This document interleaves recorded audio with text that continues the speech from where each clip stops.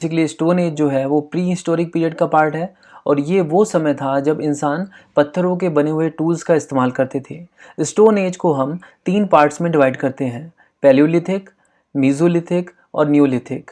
Lithic का मतलब होता है स्टोन और पैलियो का मतलब होता है ओल्ड, इसीलिए हम पैलियोलिथिक को ओल्ड स्टोन एज भी कहते हैं। इसी तरह मीज़ोलिथिक को कहा जाता है लेट स्टोन एज और न्यूलिथिक को कहा जाता है न्यू स्टोन एज। अब ये जो पैलियोलिथिक पीरियड है ये बहुत ही लंबे समय तक रहा, इसीलिए इस पीरियड को हम फर्दर डिवाइड करते हैं लोअर पैलियोलिथिक, मिडिल पैलियोलिथिक और अपर पैलियोलिथिक एज में। 35 लाख साल यानी 3.5 मिलियन ईयर्स पुराने स्टोन टूल्स के अवशेष हमें ईस्ट अफ्रीका से मिले हैं, इसीलिए हम पैलियोलिथिक एज की शुरुआत 3.5 मिलियन ईयर्स अगो से मानते हैं। और ये जो पैलियोलिथिक एज है ये आज से 10,000 साल पहले तक रही थी, यानी अराउंड 8000 BC तक।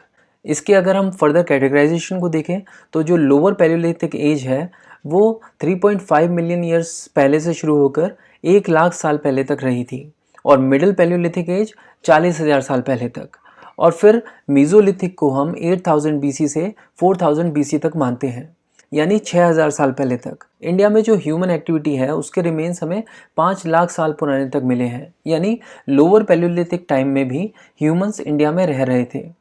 अब आप देख सकते हैं कि उससे पहले से भी इंसान जो है वो सीधे खड़ा होना सीख चुका था। इंसान की वो प्रजाति जो सीधे खड़ा होना सीख गई थी उसे हम होमो इरेक्टस कहते थे, और होमो सैपियंस यानी जैसे हम आज दिखते हैं यानी मॉडर्न ह्यूमन बींग्स, तो ये जो है इन्हें कहा जाता था होमो सेपियंस। ये पहली बार अपर पैलियोलिथिक एज में पाए गए।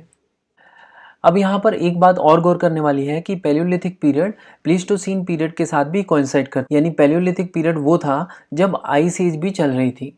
उस समय अर्थ का ज़्यादातर हिस्सा बर्फ़ से कवर था, खास करके जो हायर एल्टीट्यूड वाली जगह हैं। तो सबसे पहले स्टार्ट करते हैं लोअर पैलियोलिथिक से, यानी वो समय जो 35 लाख साल पहले से शुरू होकर 1 लाख साल पहले तक ख़त्म हुआ। और अगर बात करें क्लाइमेट की तो उस समय आइस एज चल रहा था, और जैसा कि बर्फीले एरियाज़ में वेदर होता है उस समय में भी क्लाइमेट कोल्ड और ड्राई होता था, बट रहने के लिए उसे कुछ जगह चाहिए थी। बट प्रॉब्लम ये थी कि उस समय के इंसान को घर बनाने नहीं आते थे, तो ऐसे में वो केव्स में रहता था, यानी पहाड़ों के बीच में जो जगह होती है उसी में इंसानों ने रहना शुरू किया। उत्तर प्रदेश के मिर्ज़ापुर से एक नदी पास होती है, बेलन रिवर। इस बेलन रिवर की वैली में हमें कई सारी केव्स और रॉक शेल्टर मिलते हैं। कई बार ये सीजनल कैंप्स की तरह काम करते हैं, मतलब ठंड अगर ज़्यादा बढ़ जाती थी तो इंसान इन जगहों पर आके रहने लग जाते थे, और मौसम ठीक होता था तो फिर नई जगहों पर चले जाते थे। इसी तरह सोन रिवर वैली जो आज के पाकिस्तान में है उसमें भी काफ़ी सारी लोअर पैलियोलिथिक सेटलमेंट्स मिले हैं। एक्चुअली देखा जाए तो ऐसी साइट्स इंडिया में बहुत सारी मिली हैं, जैसे कि Thar desert, Kashmir valley, Mewar plains, Saurashtra, Gujarat, central India, Deccan plateau, Chota Nagpur plateau, और कावेरी रिवर के नॉर्थ में भी ऐसी बहुत सारी सेटलमेंट्स मिली हैं। बट शायद स्टोन एज में इंसान को सबसे ज़्यादा अट्रैक्ट किया भीमबेटका रॉक शेल्टर्स ने। यहाँ पर आसपास हंड्रेड्स ऑफ केव्स हैं, और देखा गया कि इंसान इन केव्स में लोअर पैलियोलिथिक ही नहीं बल्कि मिडल और अपर पैलियोलिथिक टाइम्स में भी रहता रहा है।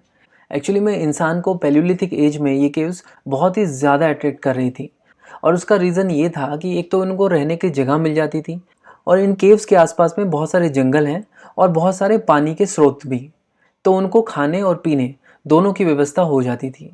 ये भीमबेटका केव्स बेसिकली सैंडस्टोन और क्वार्ट्ज़ाइट की बनी है, और उस समय इंसान जो है वो टूल्स बनाने के लिए क्वार्ट्ज़ाइट का इस्तेमाल करता था।